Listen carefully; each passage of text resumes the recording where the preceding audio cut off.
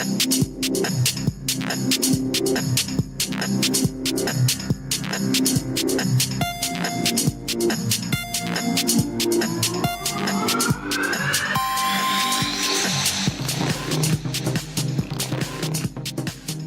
to the One More Rep podcast, where you take it beyond the barbell. I'm your host, Modingo, and with me with a tall can of platform, the ghost inside, is my man, Brody. What's up? What's up? I had to move this beer can closer because you couldn't read it. Yeah, I'm old. That's old.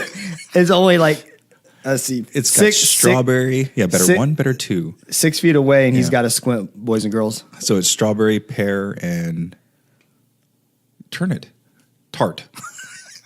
That was not because I couldn't see, ladies and gentlemen. He had the can turned. Whatever. He just said in the last episode he's about to retire. Like, just tell you how old he is.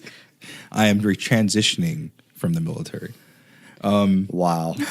That's what I'm supposed to tell employers, is that I'm transitioning, because when I say retire, they think I'm just looking for, like, you know, some cush job where I can go water the lawn. Walmart? Yeah, Walmart greeter type thing. Those of you military listeners out there, you understand the struggle. As always, thank you for the likes, shares, all the comments, and all the messages that you're sending us. It's evident. It should be evident to you by now. The messages that you do send us are valued by myself and Brody, because we turn that into content as best we can, as often as we can. And always leave us those 5-star reviews on iTunes, and give us a 5-star review on Facebook as well. Yeah. So today's topic comes to us from one of our listeners. All the way from Deutschland. Deutschland, yeah. The land of great beer and big castles. And awesome schnitzel. Yeah. Do they have schnitzel in any other country besides I'm sure Germany? they do. They just call it something different. Yeah. And Blake from Germany, he asked us a question about mindset, which falls under that mentality category, which seems to be one of our more popular episodes.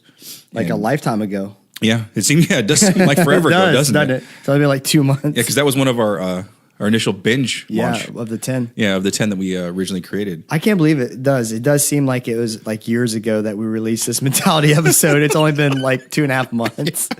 I don't know. It just seems like we're I don't know. It feels seems weird. like a year ago. It does.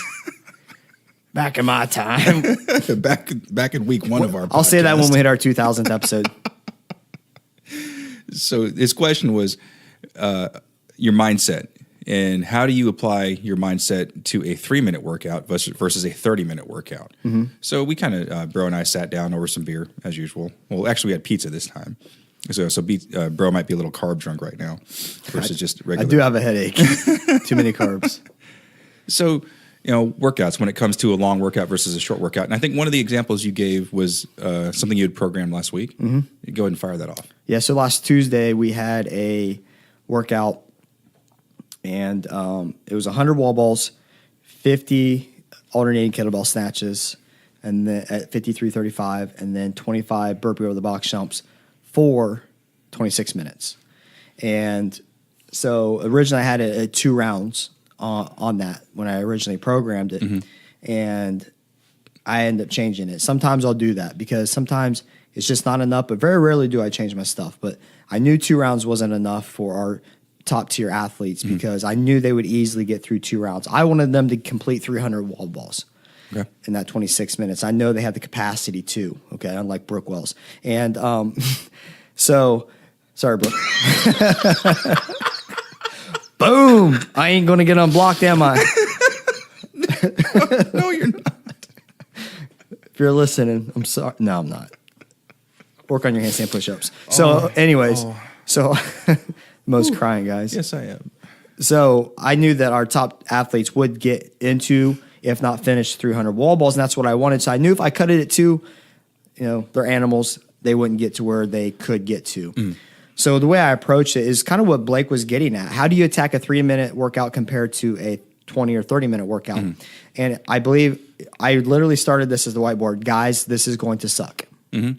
That's it. That's how I started. You talk about the elephant in the room right off the bat. Yeah, I said this is the reality of it. Okay, we're going into of course, 100 wall balls right off the rip. You're 50 shy of Karen. A lot of people hate Karen. Mm-hmm. You're doing Karen today, but it's coupled with 2 other it's a triplet. You have 2 other movements that are with it, and so you're doing Karen plus. But see, the odd thing when you were reading that off to me, Yeah, you don't realize it. No, 100 wall balls didn't seem as bad in the middle of all that as opposed to doing Karen. And I don't know why my brain went there. Because you're doing most of everybody got through the 200. Yeah. No, it was almost everybody got through 200, and then we had a pretty good percentage get into all 300 plus or right close to finishing. So right now, it's going to suck. Accept that it's going to suck because we're going off a couple movements that kind of hinder each other. One, you have the kettlebell snatch, which can sometimes get your lower back a little bit, but it's going to that box facing, or burpee over the box jump. We know that can hammer the lower back. If you get lower back gets a little smoked, going to that second set of wall balls is just it's going to fire it up. It's twice as hard because your rectors are lit, your QL's kind of tight, now your hips, because you start change your stance a little bit, and you got to understand when you get through half of round number 2 of the 100 wall balls, you've completed Karen. All right, you got to accept that. Yeah. You can't look at it like, oh my God, Karen takes me 12 minutes and this is a 26 minute. And then you start doing all these stupid calculations in your head. No, shut up. Here's what you need to do. And this is what I told them to do. If you're good at wall balls, you're going to do these in big chunks. You may do 50, 25, 25. No problem. If you struggle with wall balls, that's fine. That's fine. You got to attack it differently than the person who can kill it. And that means, hey, if you can do 10 and hold 10, right? Keep your pace up, but listen to your body. Don't go earlier than it says. Just do that for 10 rounds, and you're going to be clear of them, okay? Get through the other movements. Look, we can get through kettlebell snatch, no problem. Yeah, it's 50, whatever. You can get through that. 25 burpee or the box jumps. First, 10 to 15 suck, and the last 10 to 15 suck, right? It just depending on how you do them. You have to accept it. If you can accept it, now you can actually perform at a higher level. If you're sitting here looking, you're still hung up on the first 100 wall balls, you are going to be crushed when you get to about 65. This is if you struggle with wall balls. And you know what's coming next, and that's 50 of kettlebell snatch. Maybe you suck at kettlebell snatch. Now you've done 2 movements you hate and suck at, and you got to do something everybody hates, and that's burpee over the box jumps, right?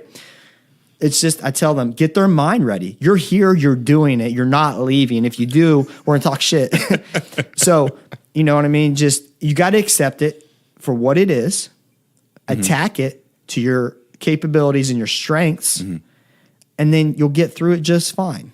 And don't look at it as, oh, it's just 26. I hate that. Oh, it's just 26 minutes. Yeah, go ahead. If you want to go at it that way, that's fine. But let's do it a little bit differently. Let's look at it. Let's attack these wall balls. You can do 10. I'm not asking you to do 50. Do 10. Drop it. Shake it out. Look at the timer. 5, 4, 3, 2, 1. Go again. Hold that for as long as you can. Then go to 8s. Hold that as long as you can. Go to 6s. Hold that as long as you can. And then you do that until the 100 are gone. Now you play that game. You're faster on the ball. You've attacked it differently. And then I've also, when you're talking about those high volumes of reps like that, I've told people to like kind of break it up into tiers. So like if it's 100, see if you can do that first 50. Step back, take a break, then do 25. And then kind of just chop it up like that instead of saying, because some people get hung up. Well, I can't do 10 rounds at 10. Okay, well, what can you do? Right. Because you're gonna do them. So you got 26 minutes. So how can we get this, in your head to where it's palatable to you and something that makes sense to you, something that can get you motivated to complete? Yeah, because we want to perform well, okay? And all of our programming gets released 8 p.m. the night before. So they know what they're doing unless they didn't look at the programming, and it's up all week. Before I became a coach or a trainer, I didn't look. Yeah. Because I didn't want to know. Some people do that. Yeah. But we haven't posted, so when they come in, they're going to see it anyways. So they showed up, and they're going to do it, okay? They've made the choice to be here, which I appreciate. Of course, cherry picking here is not really, it's very heavily frowned upon, and not because you got it. It's you got to do all my programming or you die. It's more of like, that's the culture we have. Don't sit here and avoid something you suck at, then bitch about something you suck at. You know what I mean? You have to come in. No one wants to do 300 wall balls. Maybe a couple, but mixed with 75 burpee over the box. You know, when you start adding these numbers up, it's pretty high volume when you can put it to that level. But just because it goes into those people, it gets to 300 and whatever, it doesn't mean the person doing half the volume, it doesn't hurt. It does. It hurts them equally, if not a little bit more. It's all relative to the athlete. It is. And I think they've made the decision to be here. I always try to let them know the reality of it. You know me from this podcast. You know me personally. I don't sugarcoat. This is the reality. It's going to suck right off the bat. Okay, now accept it. Now let's see what we can do to get through it and perform our best. Because that's what we're here to do. We're not here to just skim through it. Oh, it's 26 minutes. No, we want to perform our best. We don't want to leave this feeling like we could have went, 10s on the wall ball, but we only did 5s, right? And it's a safe assumption to make that most people that identify themselves as CrossFit athletes don't come here to do things that are easy. No. Right. We are a culture of people that like to be challenged. And whether or not a lot of us will admit it, we know that we accept the fact that we're going to fail at some point. And even though some people get torn up if they can't, they miss a lift or whatever, we all understand that failure is part of the growth mindset in this culture. Right. And by doing so, by failing forward, like Stu says, it's not wins and losses, it's wins and learns. Oh, yeah. What did I do wrong on that snatch? Or how could I have broken up Karen a little bit more effectively to where I could have broken 7 minutes? Or just whatever, I think as you stay in this game long enough, you become more analytic about how you approach workouts and your mindset towards them. Right. Because there is a difference between, like Blake was saying, attacking a 3-minute workout, the mindset of attacking a 3-minute workout, and the mindset of a 20-minute AMRAP, okay? Because here's the thing. When you were in a 3-minute WOD, right, we'll use Fran is the best. 3-minute Karen's flying. But if you do a 3-minute Fran or you're close to that 5-minute less, the intensity factor is just through the roof. It's literally 3, 2, 1, go. You're going all effort. No 21, rest. 15, 9 thrusters and pull-ups. Right. That's it. Just two movements. Right. And it's 90 reps, no big deal. Or if you have the mindset how you're going to attack a 3-minute max calorie assault bike, it's going to suck. It's going to hurt. It's going to hurt to the highest degree because 3-minute AMRAP, max effort of something, if you do it to what it's meant to do, it's going to crush you. You're going to be a pile of nothing because you've given your best, your most all-out effort in 3 minutes, okay? 20-minute AMRAP, we get a game a little bit because if we attack it like we do... You got to budget differently. Right. If we attack it like we do a 3-minute all-out effort, you're screwed because the last 10 to 12 minutes, your rounds are going to fall completely off, right? I think for one of the first comps I threw, I just wanted to throw something simple in there that would kind of crush people's souls. And it was, I think for RX, it was max ground to overhead partners at 185 for 5 minutes. Yeah. Seems relatively simple, right? But at the end of those 5 minutes, I mean, there were like piles of humans on the ground. Yeah, because you're doing bigger sets. Yeah. If we're doing it was a partner? Yeah, so if we're doing partner, you have two things you do. You could choose to go singles if you think you can do them fast enough. Bar hits ground, partner picks it up. Or we would probably do 3s to 5s and hold that for as long as possible and then go to singles. Whatever we would practice in time. But yeah, it's going to suck because if you're doing it, what it's supposed to designed to do is a max effort in that given time, then anything we've talked about, anything max effort hurts anybody. And even, I think one of the things you said on the earlier episodes, like you give somebody an empty barbell and tell them to do max effort for 3 minutes, they're going to be a pile of crap on the ground. Because their cycle rate's going to be through the roof and it's just going to hurt because you're going to do like, they're like, oh, it's an empty barbell. I got this. You're going to do like 20 reps in that first 30 to 35 seconds. And you have 2.5 minutes left. And that's you know what I mean? So it doesn't matter. So I guess to kind of dig into what Blake was saying, like, look at the WOD. Depending on what it is, you have to accept the WOD for what it is first and foremost. Because if it's a 3-minute, it's going to hurt. And when it starts hurting, that's your decision. That's what you have to accept. Am I going to crumble or am I just going to close my eyes, think of for the next 90 seconds, the happy place, and hold on to this bike for 90 seconds. Now, your wad is just going to drop through the ceiling. You know what I mean? Because you're not going to hit and hold, 1,100 watts for 3 minutes. If you do, you're an animal. But, that doesn't mean I should sit out here and I should say, oh, crap, I got a 3-minute AMRAP, so I'm going to hold 450 to 480 watts and just kind of cruise for 3 minutes. That's not the intent of the workout. The intent of the workout is get max calories. That's not how you're going to get max calories. No, not at all. Right? And even depending on what the workout is, because like me trying to mentally prepare for a 3-minute max assault bike versus trying to get a wad done in 3 minutes is completely different. Yep, you're right. Because even if you do it for a wad, you can kind of look at your rep scheme. Yeah, it is a max effort. But if you say you have like 4, 8, 12 of something, you have 12 total bar in the end, and it's a max effort, whatever, you may say, I'm going to do 6, drop 6, and we'll hold that as fast as possible. You're not thinking 12s all the way through, right? Because your 6, drop 6, you're going to be fresher on that. Smaller waypoints. Yeah, you get your smaller waypoints. Mentally, you get a victory. A little bit of a break, too. Yeah. And even though we're not getting a rest, we're getting literally 2 seconds of rest, but that seems like 5 hours in CrossFit sometimes. But you're also able to stay the intensity level on the back end, that last minute. You're able to get a little bit more juice in the tank.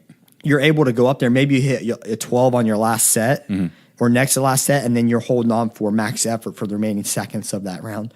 So then conversely, we talk about these 30-minute workouts. Yeah. For me, the one that comes to mind is McGee. I don't know if you've ever done that. It's a good workout. Yeah, I can't do that RX because that's a fuck ton of weight for the dead weight or the deadlifts. It's if you've never done it, it's 5 deadlifts at 275, 13 push-ups, and 9 box jumps, and it's for 30 minutes. It's rough. 275 for 30s. That's a long time. Yeah. And that's one of those ones you're going to have to partition. Absolutely. As far as, first several rounds, 5 at 275. It's not going to be a problem. But you get in that nasty combination of that box jump deadlift. It's just relentless on it's that quick fire of the glutes for the box jump. Your heart rate's elevated, and then you're going into that heavyish deadlift for a wad. Even if you deadlift 500 pounds, 275 is still pretty damn heavy over time. So, it's kind of. For me, it's the push-ups that kind of kill me because I remember one time specifically, like I went into muscle failure like around 25 minutes. Like I couldn't do any more push-ups, and I'm on the ground. I was laughing hysterically because I could not push myself up. Yeah, it's that push-pull going from a push and then into the pull at the dead. It does weird things for our body. Like we just did it was a strict handstand push-up and strict pull-up, and then it was run, then kipping handstand push-up. And then it was 60 pull-ups, like kipping or butterfly, whatever. And those 60 pull-ups crush people. And usually 60 is nothing. In here, yeah. In here, it's been our best guy that does pull-ups. He had to break 4 or 5 times because it's that push-pull. It does something to our body that I love. I love that combination of push-pull and evidenced in the programming for his competitions. Yeah, whatever. No sympathy. But no, I think it's good. The 30-minute, the way to attack that is totally different. And you got to look at your strengths and you got to look at your weaknesses. And you have to be honest. Like, okay, 275 is heavy. I don't want to do singles because single pull is always the hardest. You can at least do doubles, right? Yeah. So 221, if that's your weak, I can crush the push-ups. But I know 30 minutes is a long time, whatever. I'm going to recover on the box jumps. Yeah. So that's what you need to do. Look at the workout, okay? Think about, okay, this is the hard part for me, and I'm good at this, and I'm pretty good at that, and then make your game plan. And then when you accept it, you get the mindset going into it that, hey, I'm not going to do these unbroken while this guy is. That's okay. I'm going to get that dude on the box jumps while he's sitting on top of him because he's resting at 5, and I'm going past him, right? So that's kind of the mindset you need to have. And then for me, there's usually some point in a long workout like that where I just sort of get numb. I just get into a rhythm and like I can't feel anything. I'm just going through the motions at that point, trying to maintain my breathing, trying to maintain a certain rate of work. Yeah. And just kind of you're on cruise control.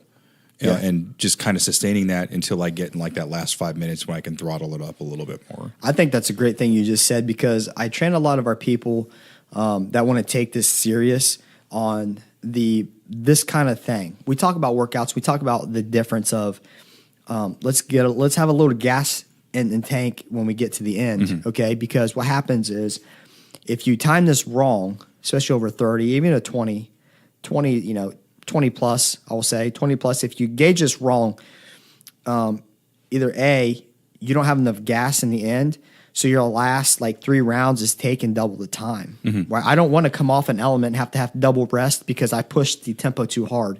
I got to come off and I need 6 seconds rest. I can't push too hard where I'm coming off and taking 12 to 15 seconds rest because now I'm going to add that up over 30 minutes. My score is going to reflect that. So one of my trainers, Steph Varga, he taught me that. He's like, go slower than you think you need to, because it's easier to throttle up than to try and recover from when you flame out. Yeah. And maintaining that sustained pattern over a long period of time, not sandbagging, but just getting to that point where you can move the weight efficiently at this particular rate of work, so that way you do have a little bit of juice left, towards the end. Yeah. And then I'll also do the opposite. I also do the complete opposite. I say, I'll look at a workout and I'm like, look, I want you to go unbroken through this entire AMRAP as long as you can.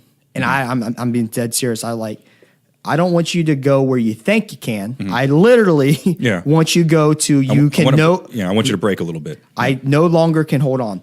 And it's going to hurt. And the score may be less than if we gamed it differently.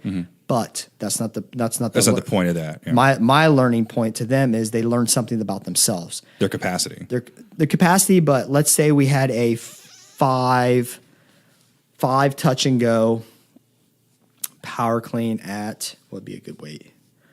Let's do an odd weight, like 235, 165. It's just a weird weight, in between 225, 245. But we got to do 5 unbroken every time. Okay, even though it says 5, it's not unbroken. But I want you to do an unbroken. I don't want you to break, okay? Because this next element where it's not a pull element, so our muscle groups are going to recover a little bit. But in our brain, every time you touch that bar, I want you to go unbroken. Yeah, there's a couple athletes that I'll do like that where I might not have them go the RX weight. I'll say, here, I want you to throttle down, or if the RX weight I think is something a little bit light for them, like, okay, you're going to do these unbroken every time. Right. Or like I said, even throwing the weight down, it's like, okay, well, you're going to not do the RX, but you're going to do them unbroken, just to try and get a different stimulus out of the particular workout. Sometimes it's mental, like you said. Yeah. Just having them prove to themselves that they can break through and push a little bit harder. Well, how often do we challenge? I've been on a huge unbroken kick, and our members are hating me severely for the last probably, well, maybe ever, but going on 5 years? Yeah, it was 4, but no, I've been on a huge unbroken cycle, and it's some complex stuff. It is not easy, and it really challenges their mindset of holding on to the barbell, and because if they let go or drop it, their failures, they go to 0, and it's one of those cycles where you're going to need about 90 seconds rest before you can pick it up because the weight's so it's so devastating. It could be a cycle of double power clean, hang power, hang full, one cycle, 225, 160, or 245. We've done 245, 170 as well. You drop that significant weight, and the fact that it hits your system hard enough that if you fail one of those, the recovery time is pretty substantial, because you may be able to get through the double power, but it's those last 2 that kind of get you, because that grip goes, your heart rate's through the roof, your CNS is getting a little hammered. So I like to do that because I like to challenge our people's mindset, and I do it to all levels, and I challenge them at the whiteboard right from the get-go. Yes, it says 3 power cleans, but I'm going to challenge you to go unbroken for as long as possible across the board. We've been practicing cycling our barbell. We've been practicing our regripping. We've been practicing all this. Accept that mindset, and we're going to hit this as hard as we can, and then we can always go to singles, right? So I challenge their mindset all the time. So then you're talking about, with your athletes not being able to put the bar down. Now, what about these other Metcons which, like the ones you can't partition, like Angie, where it's the 100 pull-ups, 100 push-ups, 100 sit-ups, 100 squats. Right. So what kind of, how do you advise somebody on something like that? It's pretty simple. It really is. It's, first off, we'll just branch off what I just said. I challenge them to hit something that they learn something about themselves. And this is for the reason of Angie. Okay. If I challenge them and I say, you're going unbroken on these pull-ups every round, or these chest to bar, or whatever it is, I'm challenging you to not come off the barbell. Or off the bar, or off the rig. I'm challenging you to never come off the rig to stay unbroken. Okay. So maybe it's a set, say they're 15 for pull-ups and say they're 10 to 15 on the chest to bar.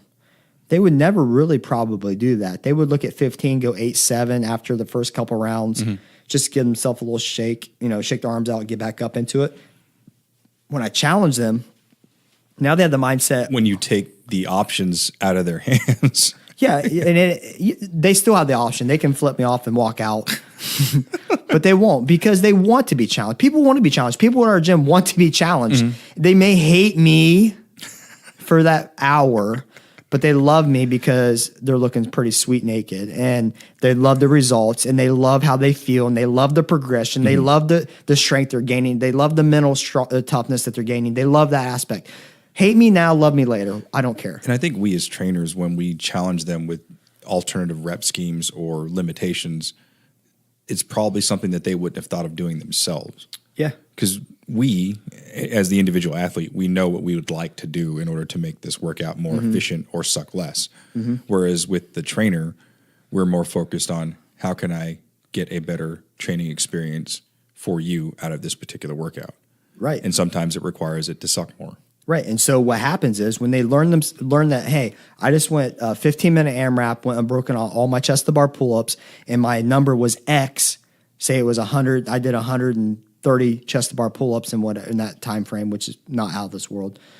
Now when they look at Angie, I have 100 pull-ups right off the rip. They're confident. I'm going to do 50. I'm going to do 100 unbroken, bro. All right, hold up. Whoa. Have you ever done the push-ups after Angie? Because they suck. I don't care how strong you are. Those push-ups suck. Yeah. And that's the thing. But what they can say is like maybe originally they say, I'm going to do 10 sets of 10, get out of here, roll into the push-ups. But now I'll say, I'm going to hang on for a 35 set. Then I'm going to hit me a nice little 15er. And then I'm going to go to 10s for 5 sets. And then I'm done. They're going to feel so much better because they know what their mindset has them thinking. They know what they can do. They know how it feels. They know that they're going to be fresh enough to go into those push-ups, which is they're pretty tough push-ups. Those last 40 are pretty tough, even for people who are strong at them. And now the mindset that we've trained in other avenues through other workouts sets them up for this one. So if you've never done Angie before, you have to do all those workouts in order, and you can't partition them. So you got to go from the pull-ups.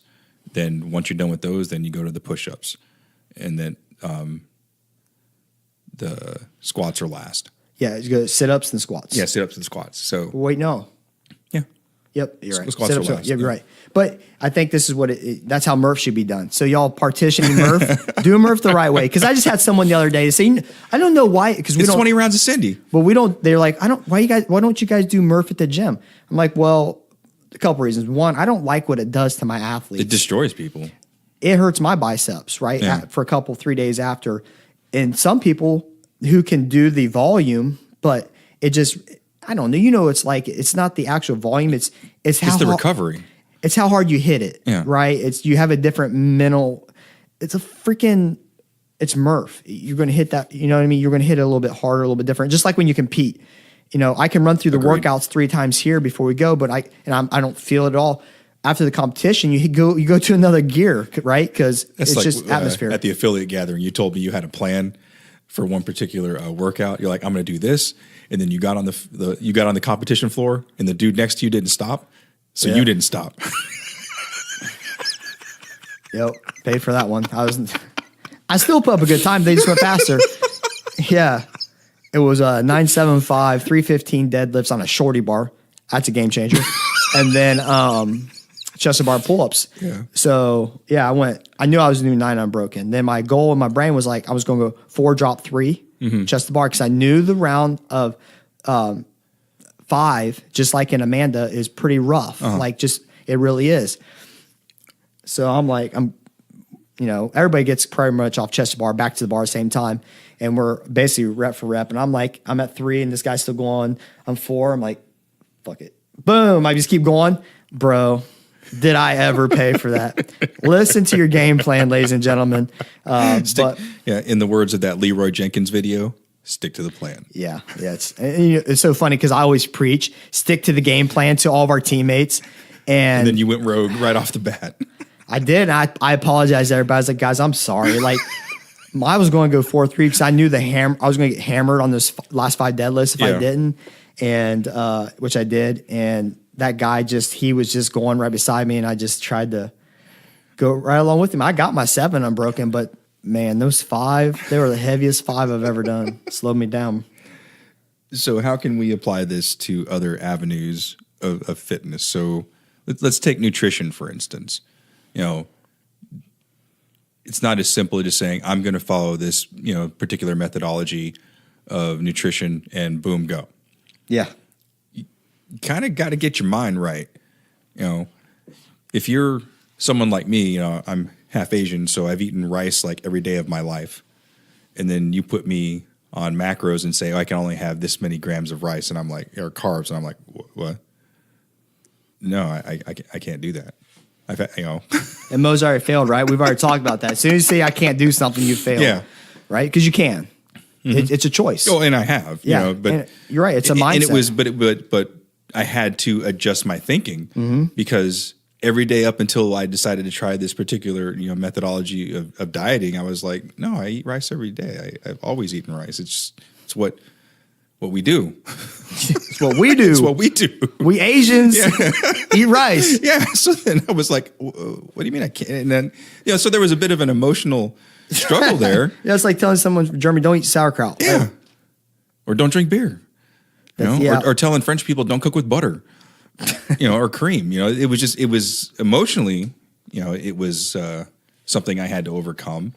And I kind of had to put myself on the patch, I didn't eat as much rice and, kind of slowly, little by little. And then after a while, once I probably, you could say it's someone who drinks Coke all the time or drinks coffee or sort of smokers, maybe that same kind of mentality where this is part of your normal. And then all of a sudden you have to drastically go away from that. That can be challenging. And it does require, proper mindset. Yeah, proper mindset.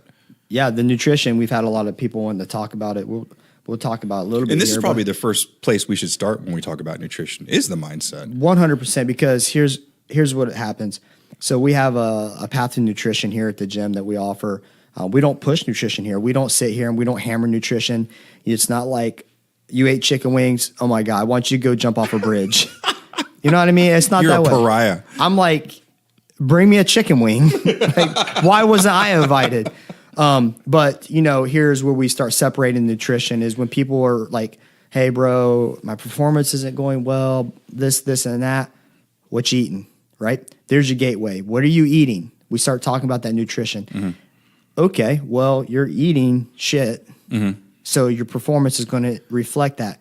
So, and this is where I kind of dig in and I'm like, I find out, I usually know my athletes pretty well, so I kind of know some of their other interests. And like one guy I remember in particular, he was a car guy. I was like, okay, so when we talk about your nutrition, you're eating like, garbage. Are you going, if you just bought a brand new sports car, you're going to put, the 89 octane in it?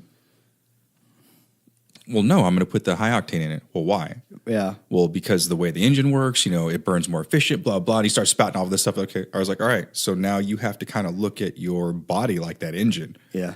If you're going to feed that low octane fuel into it, you can expect the performance to decline, But then also, that whole patch mentality is like, now I'm not telling you to do this overnight. Something you got to work yourself into to get, because crash diets or crash anything doesn't work. Whether it's smoking, drinking, I mean, people shouldn't do drugs, but there are ways for people, to get off of drugs, whether it be through other things or just, some sort of substitute. But it's easier emotionally and mentally to work your way into it. I mean, yeah and no. I guess I've never had to battle substance abuse, so I can't say. My mindset is just different. It's like you're a just do it kind of guy. But there are people out there, and I know that everybody's not like that, and it's very hard to come to terms with in my life. It's hard to think when you're it's not part of who you are. It's not part of your core tenets. I'm like, just quit. Like you have the choice to shut up and stop bitching about it and just do it. Like it's that simple to me. If I want to do it, I'm going to do it. If I don't want to do it, I'm not going to do it. And it's literally, I can go do it or I don't have to do it. It's my choice. Where other people need steps, they need checkpoints, progression, or, regression off of a substance or whatever it may be. That's okay. Whatever works, it works. Regardless of my mindset and your mindset of me, it's 100% right now, or you're like 10% for 10 days. It doesn't matter. You still, like you said, you have to make the decision. Your mindset is, I'm done with this. It's one of those. And for me, like when I quit smoking, I was on vacation in New York, ran out of cigarettes, went to go buy another pack. It was $10 a pack. I was like, I ain't paying $10 a pack of cigarettes. Was there for like a week, came home. Then it was about a month later, I realized I quit smoking. all because of $10. Right. So thank you, New York. Yeah, way to go, New York. It's one good thing about your state. But yeah, so it's definitely a mindset. The nutrition way is like, once you make that decision, now it's about making the best decisions, right? So my mindset is, okay, I'm tired of feeling like crap in the workout. So once you make the decision to, start the whole nutrition, and you got the mindset that you're actually going to attack it because you're tired of how you feel, you're tired of performing bad at workouts, you're just tired of just feeling like blah, because we want to perform well, and we know that what I'm eating is not allowing me to do that. Once you get that mindset that you've just had enough, right? Just had enough. That's when you start making these huge steps and looking in your macros and counting it down. Start watching what you eat, watch what you put in your mouth, and really like just latching onto it. And when you do that, man, I tell you, the performance goes through the roof, whether it be because you feel better about yourself initially. You have more energy through the day. You're coming into, say you work all day, you come in to do your workout at 5:30 after working all day. You're usually crashing about 1:30, 2 o'clock. Now you're not. Now you're eating properly.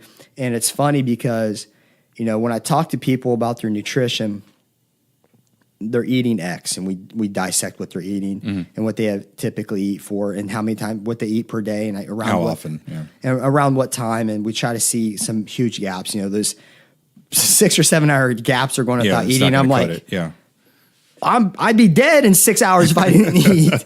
But it's funny because when you show them exactly how much they should be eating, and then I always get a message day number one of them starting this.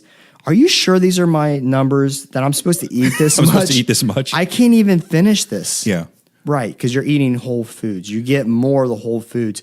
You're just eating crap that doesn't stay in your system, that just goes in and out, right? This whole food sticks with you. You get your starch, your carbs, that, the glycemic index, you start talking about that. You more sustainable carbs, instead of quick burning carbs. It's just the amount of energy you get, the quality protein and such. And some of the challenges, going back to our previous episode with the body image stuff. Yeah. For me, when I first started talking to someone about nutrition, is they told me how much I had to eat, and like this number was just so astronomical to me because as a fat kid, just like I can't eat that much. I'm gonna get fat all over again. You're right. There's absolutely no way I can do that. So fail. Yeah. No, but I'm saying, but that's deep rooted in me. I was a fat kid. I never wanted to be fat again. So you're telling me I have to eat almost 4,000 calories a day?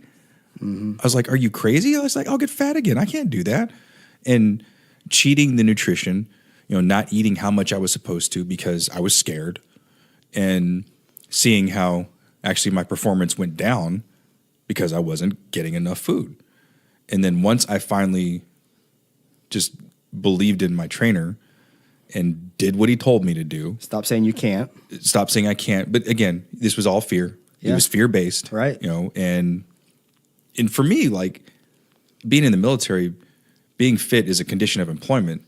And so for me to take the risk of ballooning up by eating all this food was it's a real fear.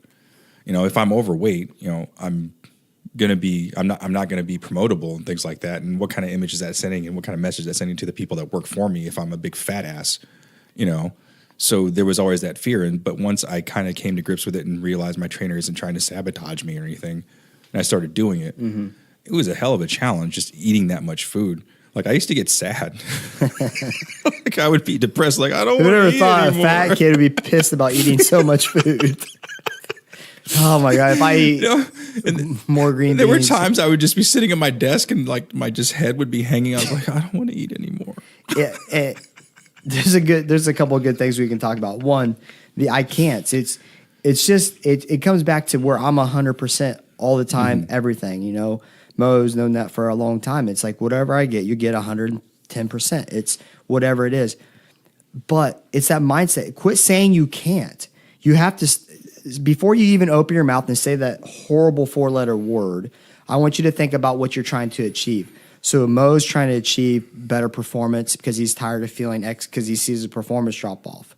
When someone that you've sought out that has experience and knows what they're doing, right? Because that should make sure they know what they're doing. Don't let them give you a diet that they're clueless, that they're just throwing a dart. Don't let them tell you can eat Krispy Kreme 4 times a day and you're going to get shredded. Yeah. It just, you know, when you seek that person out, just shut up. And that's just the reality. You just got to shut up and do it because you sought them out for a reason. You've asked for help for a reason and you've entrusted them. And I can't stand, and there's me saying can't because I'm using it in the reference to this, because when someone says they can't, it's an instant cop-out justification for them to give up. And that's why I don't like the word can't, is because you instantly say I can't, and most like but it's rooted in my soul. Yeah. But And it was at that point in my life. But so was smoking. Yeah. Right? And I didn't want to pay $10 for a pack of cigarettes. And that just shows you how weak that can't word is, because when you gain the focus and you gain the mindset of what you want, that can't is no longer relevant because you can, because it's something you want. But oftentimes that can't translates to I don't want to because it's too hard. And that's another one. Yeah.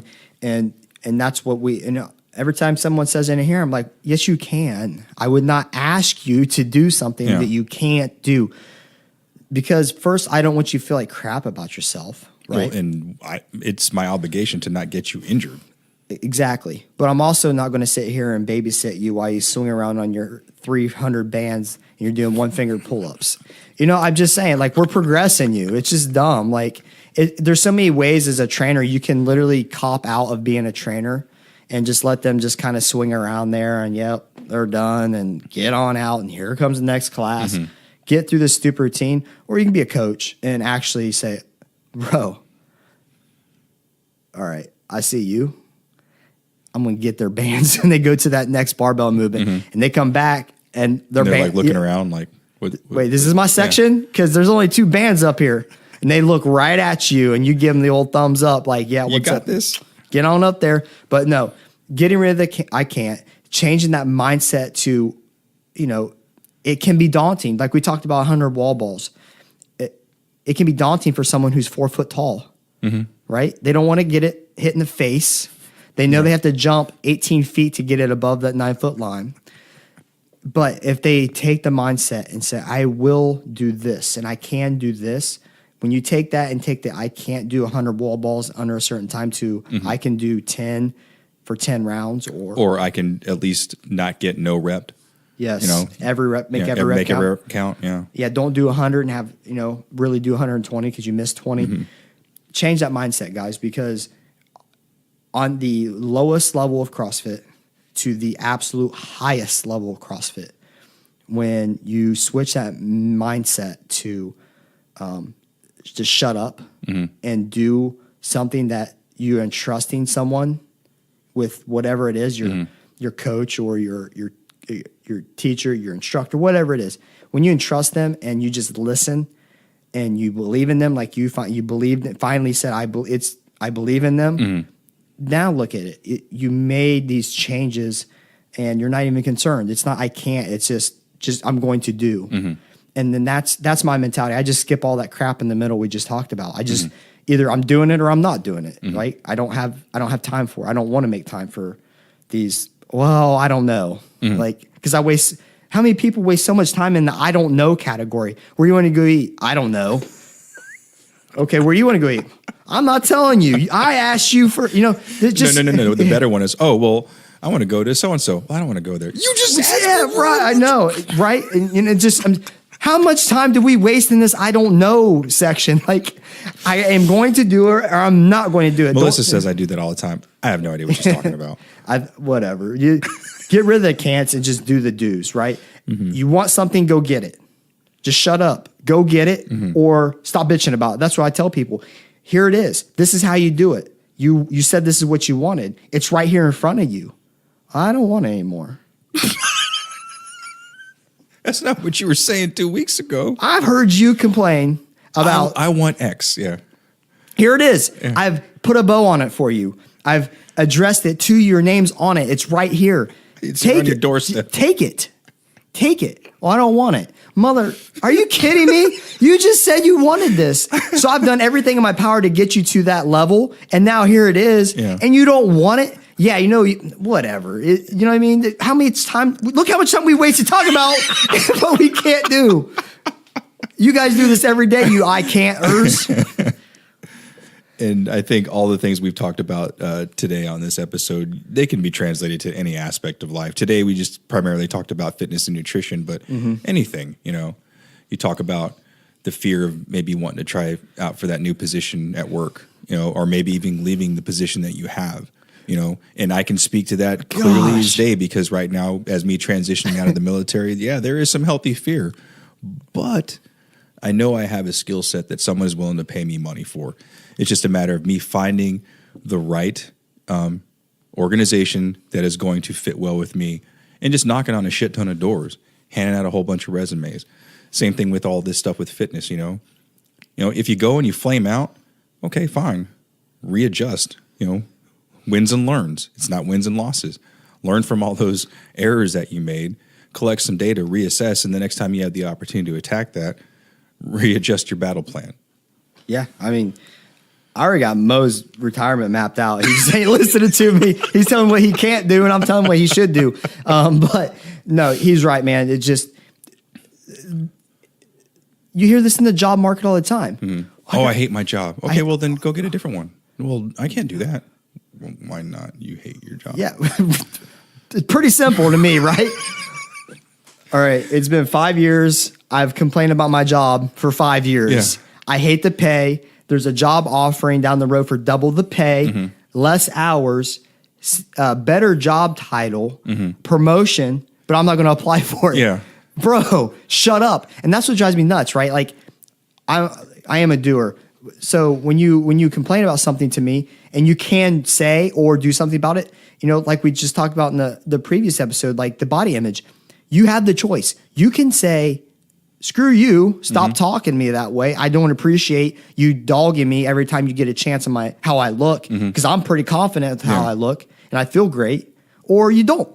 We know the results. You either apply for the job and get something, you get in a better workspace, you make double the money, you have less hours, and you get a job promotion, or you stay where you're at and you complain for the next 25 years of your life. And if you apply for the job and the worst thing that happens is you don't get the job. Yes. You get to go back to what you hate. Now what I'm not saying is like quit your job and hope you get the next job. Go for it. Because you might have a family or a mortgage, college tuition you got to pay for. So, let's make sure we have those things in order. There's tactical decisions, right? Yeah. But also, I'm gonna piggyback onto that. Don't be scared to make these jumps because that is fear will hold us back from anything and everything. You have to, if you want it. Yes, there's risk, and it has to be a calculated, educated risk because you could leave the job and you could go to this job that looks better, and it's not. You don't burn that bridge where you're at, obviously, but don't be scared that if you go there and it doesn't work out, that you have to go back. You have to make that decision. Like, get rid of the fear. Like, stop living in this bubble of fear. It's ridiculous. Just do something about it. You've bitched about it for 4 straight years, so you're dedicated. What is the Stu always uses? Sally? Yes, poor Sally. Is that the icon that he always uses? Yeah, poor Sally. But it's like, just stop complaining about it. Just go do it. If you take all the energy you've invested into your I can'ts and the complaints that you do and how much you hate, and reinvest that into your I can bank. Oh my gosh, how much more productive of a country would we be? I mean, seriously, we won't have obesity. We won't be the number 1 obese country. We're going to have, our school system is going to be top notch in the world. We need to make a movement to remove that apostrophe T from the American dictionary. Look, guys, this is getting too deep for this podcast. I'm just saying, take that mindset, go for it. Worst thing that happens, you fall down, but you're going to get back up because I've been there. And especially in this community, someone's going to be there with their hand out to help you up. Yeah, it's just not something that we do within this CrossFit family of ours. So this week's call to action. Go do something. Go do something. Yeah. Go do something that you said you can't do. Yeah. It could be smoking. It could be your diet. It could be. You want them to go smoke? Guys, Mo's had half a beer. He's getting crazy on me. No, if you smoking, just listen to what Mo said. Yeah. Don't go to New York. But, go do an RX work. Do an RX WOD and fail at it. Big deal. Who cares? Yeah. Go again tomorrow, but do it safely. Yeah. But no, go do something that you said you don't think you could do, and just prove yourself wrong this week. Because when we can prove ourselves wrong once, it's like it opens doors. It's an addiction. Like, hey, I can do that. Think about when you first started CrossFit, what you thought you couldn't do, and what you do every day now in the warm up. You're warming up with your max weights now. It's just you are doing things that you never thought you could do, but now you don't give yourself credit. Your warm up used to be your workout. Yeah. My warm-up right now is my WOD. All right. So, again, please give us those 5-star ratings on iTunes and on Facebook.